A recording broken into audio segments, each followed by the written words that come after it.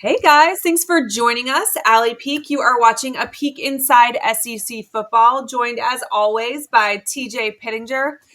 We have made it, TJ, through the college football playoffs to the championship game. We've made it through the regular season. This is the very first one. We are this close to crowning a national champion. Did you think at the beginning of the season that there was any chance it was going to be Ohio State Notre Dame in the national title?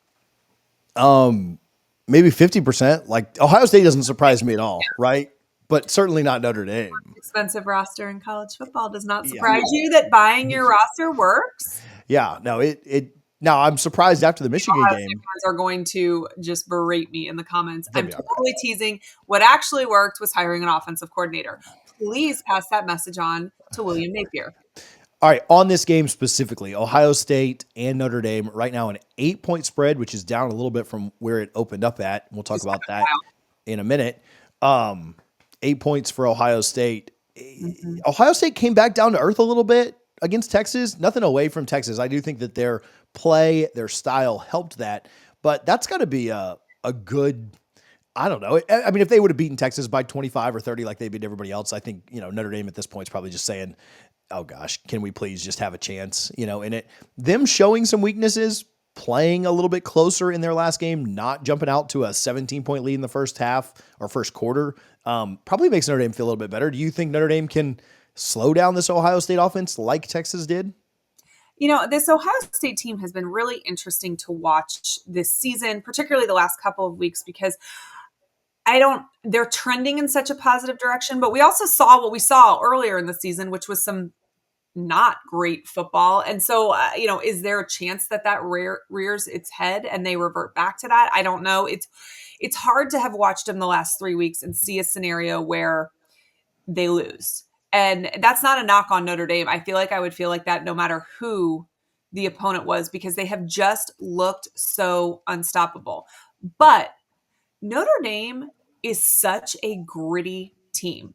I feel like, I picture them like, if I'm thinking of adjectives to describe them, gritty, scrappy, they're creative. Marcus Freeman has just willed this team and found unique ways to get the job done. It's not always pretty, right? It's not always maybe the way that he drew it up, but his adjustments have been so good. The, wild things that he has thrown in there that have really knocked veteran coaches off kilter. Like, think about Kirby in that press conference after that special teams call. Like, I mean, he was in a complete tizzy and telling us that wasn't allowed in the SEC. And I just, he, as, what is this, his third year ever as a head coach? He has found a way to kind of knock some veteran coaches back on their heels with, some of the creative and unique things that he's let his coaching staff do, really in kind of all three phases of the game. And when you have somebody like that, it's hard to count them out, right? And you've just run a gauntlet and you've come out to the championship game successful. So not counting you out because of that too, right? That's a hard test. This is a team who, probably for many feels like an island on their own, right? They're not in a conference. I think this year they really are America's team. I think a lot of years, all of us have rooted against them. And what they have achieved and overcome is pretty cool. So yeah, I don't know. It's going to be a good one. Yeah, I feel like their defense is really good. So I will say that, but they don't really do anything like over the top elite. They're just really effective. Like, what is it? Jack of all trades, master of none. That kind of feels like them. Like they're really good at everything, but I wouldn't call them an elite at anything. Right. Their secondary does a really good job of going after the ball. Their defensive line gets home pretty good. I know they have an injury to Mills and he's not playing, but their linebackers are plus, like they're above average. Kind of their running game. Their running game is probably, the closest thing to really elite for me, especially when Leonard's legs are doing really well. Yeah. Their weapons are not, they're good, but they're not Ohio State's, they're not Oregon's, they're not even Texas's, like out on the outside.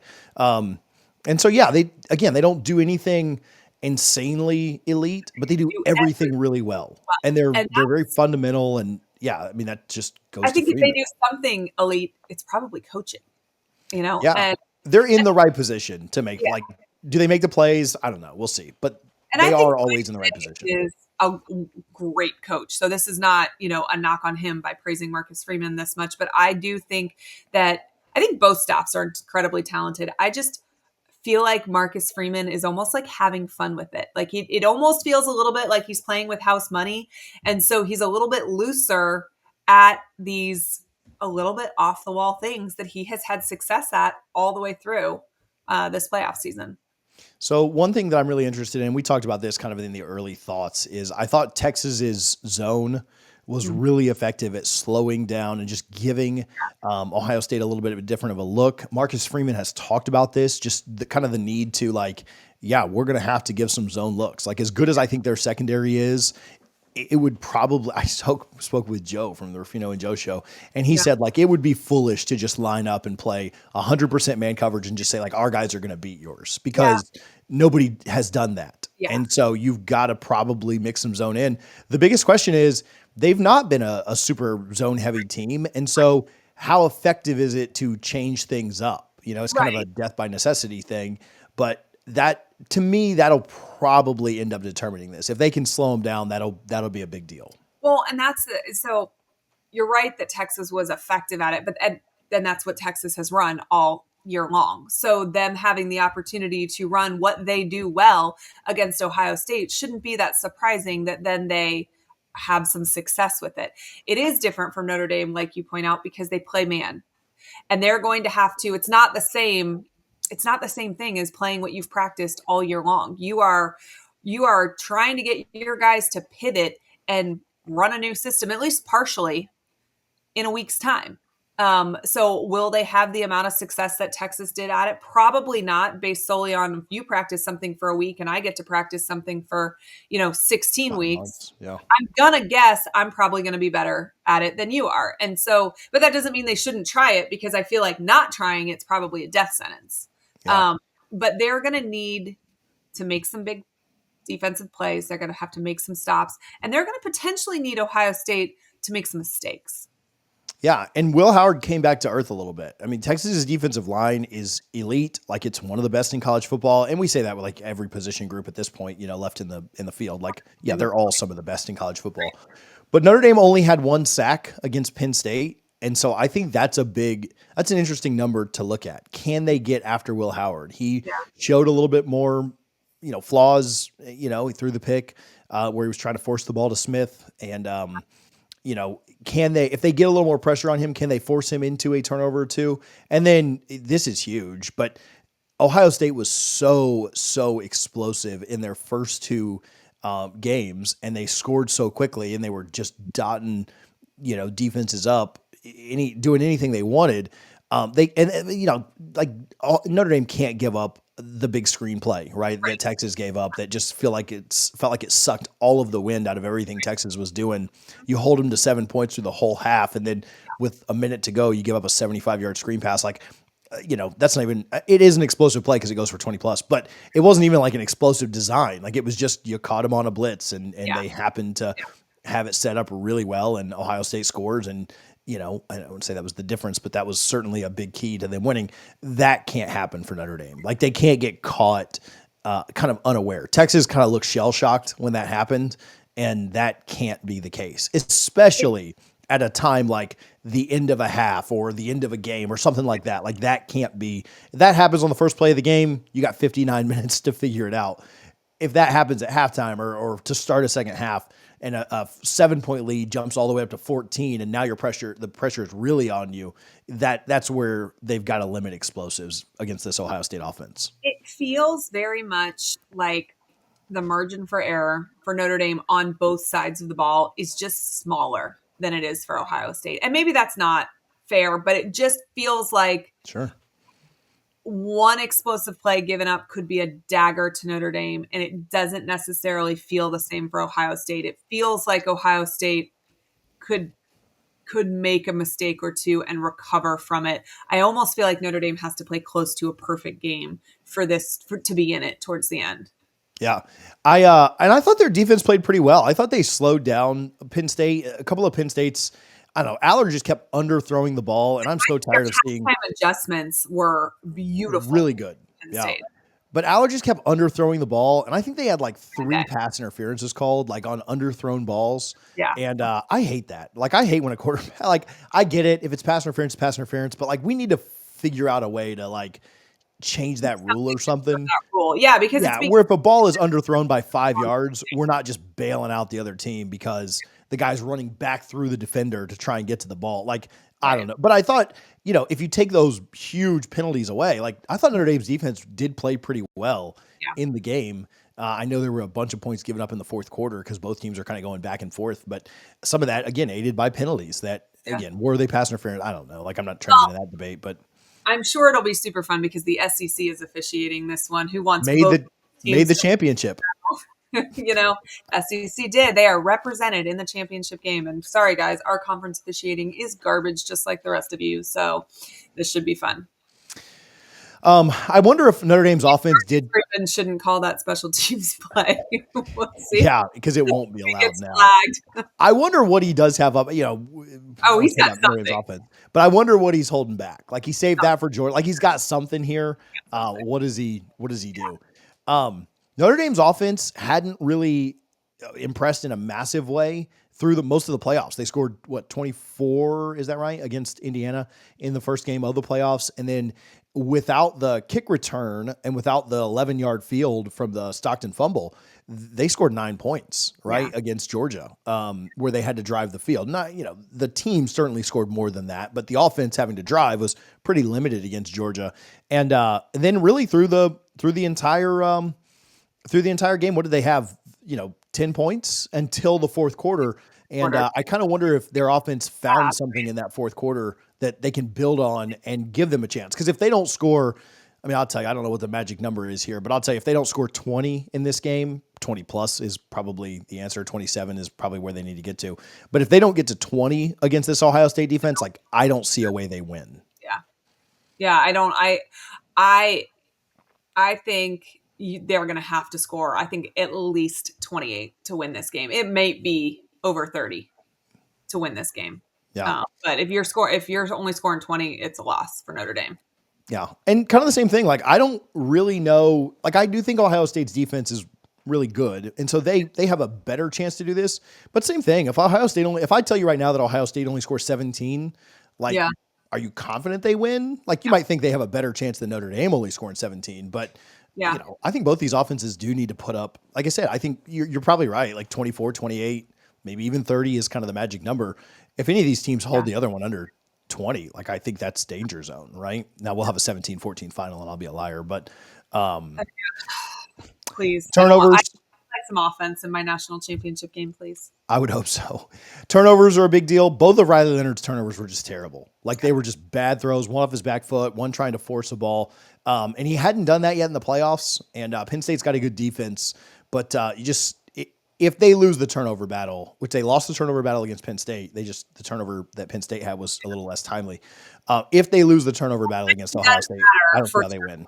Too. Like it is, you don't want to ever turn the ball over, obviously, and it is deadly, but turning the ball over with 17 seconds left, going into half, and the other team's gonna, take a knee and take it into halftime or something like that is obviously far less detrimental than, there's 6 minutes left in the fourth and you're down by 3 and you throw in an interception or something. But timing does matter. And you're right. We saw that in that Notre Dame Penn State game, like where and when mistakes happen do determine kind of how painful the mistake is. I kind of wonder, we talked about Freeman a ton, and I kind of wonder if there is a coaching edge here. I don't know that I even have an answer to this one. I wonder if people watching have a comment. I'm sure they'll just pick their team. And that comment probably doesn't mean much. But Chip Kelly versus Al Golden, who are both great coordinators and have done a phenomenal job.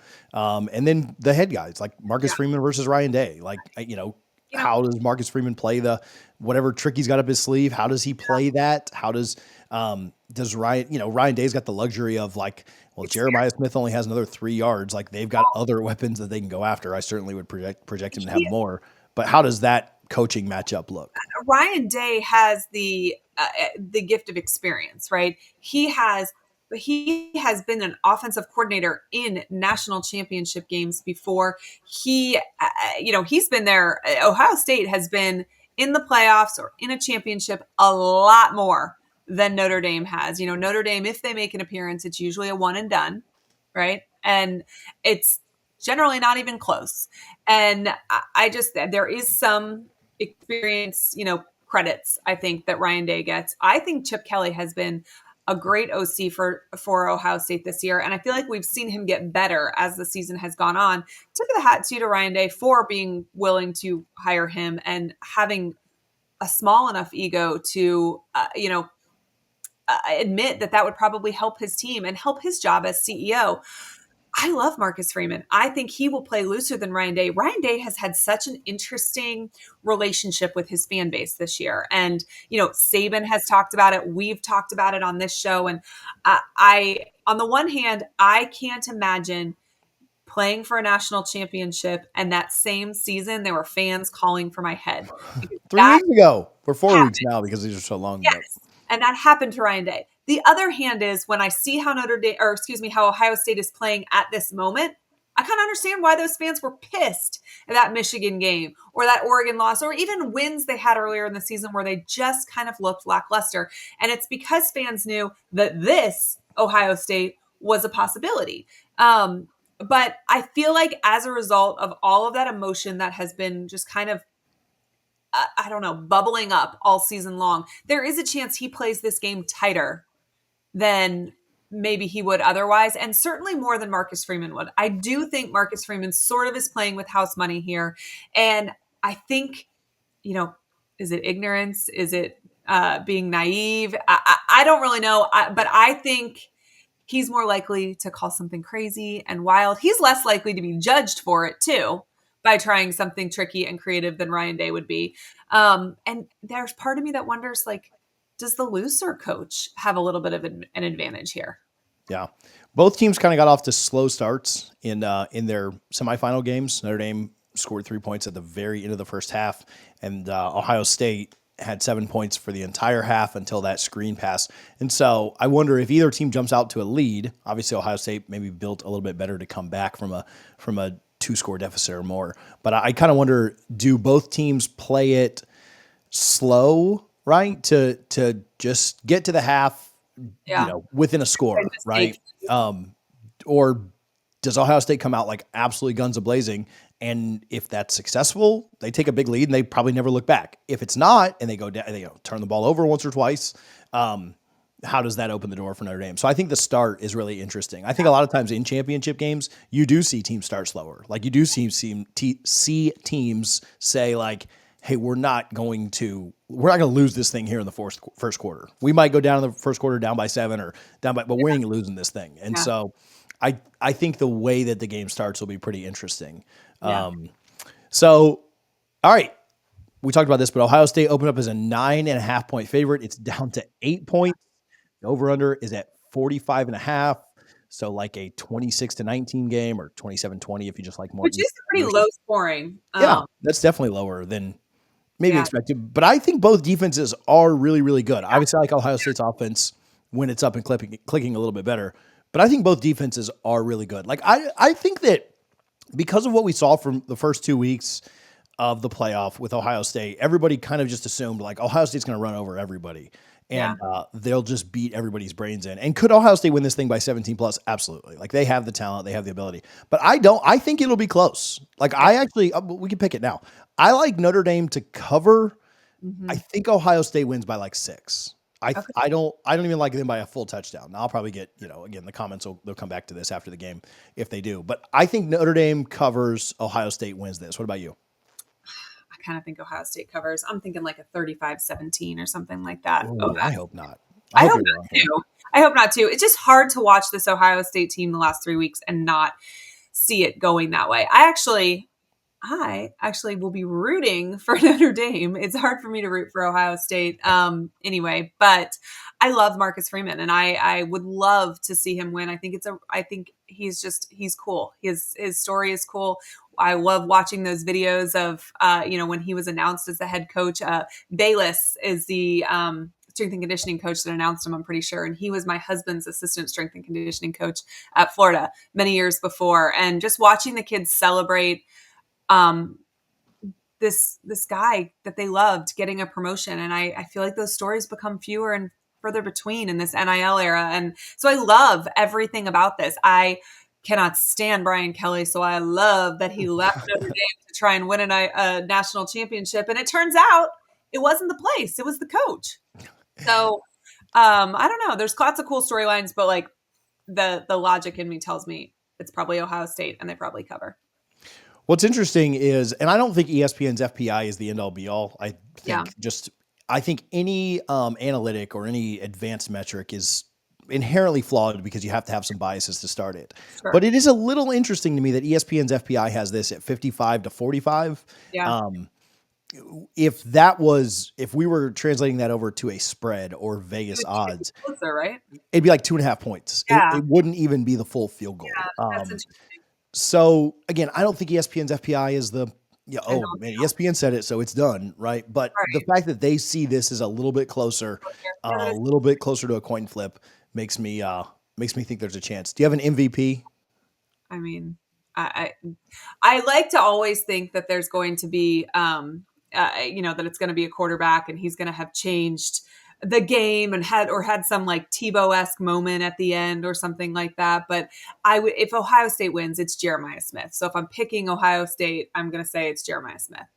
I was talking with Joe about this too. If I would have given you a line that you could bet Jeremiah Smith's yardage total from the last game, and I set the line at 3.5 yards, would you have taken the over or the under? The under, and you would have been wrong. I get that. But I'd expect he has, closer to 3 touchdowns than 3 yards would be my guess. I'm not saying he has 3, but yeah, I'll take him for 2. Yeah, it would be hard to think that is not who they go after. If I pick Ohio State, then I'm going with Will Howard.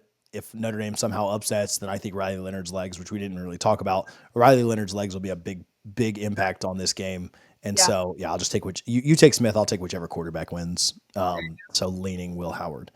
I'm kind of with you on wanting Notre Dame to win. If Ohio State fans are still watching 30 minutes in, then they can just be sad with that. But I've just got more buddies that are Notre Dame fans. So I'd rather lose in more national championships than I bet most Ohio State fans have watched Ohio State win in person. So I feel comfortable in being able to cheer for Notre Dame.